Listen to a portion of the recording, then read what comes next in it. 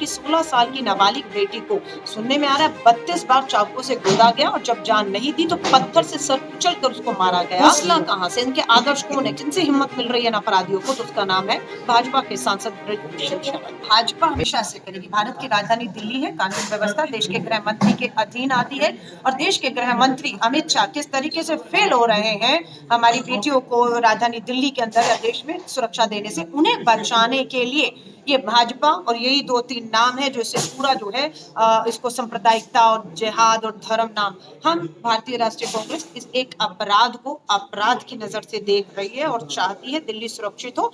अगर आपको इसे किसी से मिलाना है इस घटना को, तो मैं ये मानती हूँ कि इस अपराधी के हौसले कैसे बुलंद हुए कि 16 साल की नाबालिग बेटी को सुनने में आ रहा है 32 बार चाकू से गोदा गया और जब जान नहीं दी तो पत्थर से सर कुचल कर उसको मारा गया।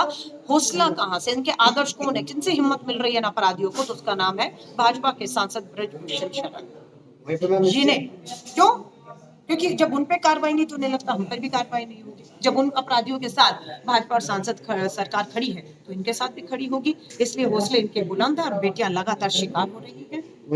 इसने वही हम कह रहे हैं ब्रजभूषण शरण पर एफआईआर बिल्कुल नहीं की। सुप्रीम कोर्ट के कहने पर एफआईआर होती है लेकिन उसके बाद कार्रवाई नहीं होती। 7 दिन लगे थे, लेकिन आज जब ये हमारी बेटियां लोकतांत्रिक तरीकों से जंतर मंतर पर प्रदर्शन कर रही थी, 7 घंटे के अंदर दिल्ली पुलिस बिना किसी का इंतजार किए, क्योंकि सीधा ऊपर से आदेश आ गया था, एफआईआर करती है। और एफआईआर जो है आईपीसी की धारा 147, 149, 186, 188,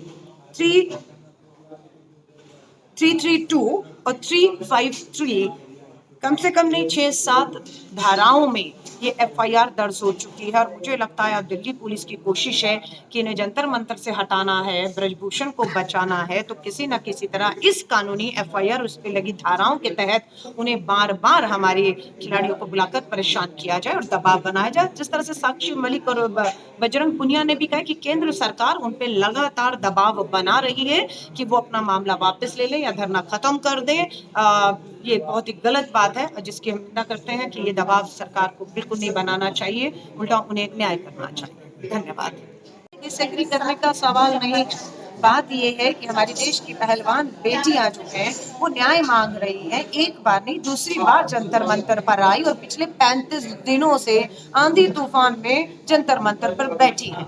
आज क्या किया आपने? उनके सारे टेंट उखाड़ दिए, उन्हें वहां से हटा दिया, उन्हें आप शांतिपूर्ण तरीके से जो संवैधानिक अधिकार है उसको आप नहीं करने दे रहे। आपने ब्रजभूषण पर एफआईआर नहीं होने दी, सुप्रीम कोर्ट जाना पड़ता है। सुप्रीम कोर्ट की फटकार के बाद भाजपा के आरोपी सांसद पर एफआईआर होती है, लेकिन यहाँ पर 7 घंटे नहीं लगे।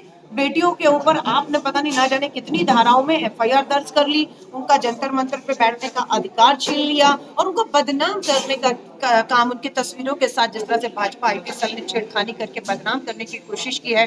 मुझे कुछ लोगों ने सच्चाई समय पर सामने ला दी और लेकिन दुर्भाग्य देश के अंदर जो कुछ भी हो रहा है देश के प्रधानमंत्री जी की जानकारी में ना हो। मैं इस बात को मानती नहीं कि प्रधानमंत्री जी एकदम हमारे सामने आएंगे और बोलेंगे अरे मुझे तो पता ही नहीं था राजधानी दिल्ली के जंतर मंतर पर मेरी दिनेश फोगाट बेटी बैठी थी, साक्षी मलिक बैठी थी और ब्रजभूषण मेरा सांसद पे आरोप थे। ये नहीं कह सकते। तो दिखता है कि उनकी जानकारी ही नहीं, उनकी सहमति से ये सब हो रहा है कि एक आरोपी जिसकी आपराधिक छवि रही है, भाजपा का सांसद है, उसे बचाने का काम पूरी सरकार कर रही है।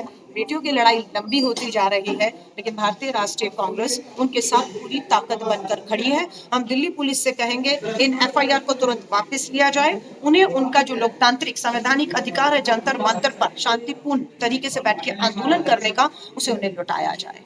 देखिए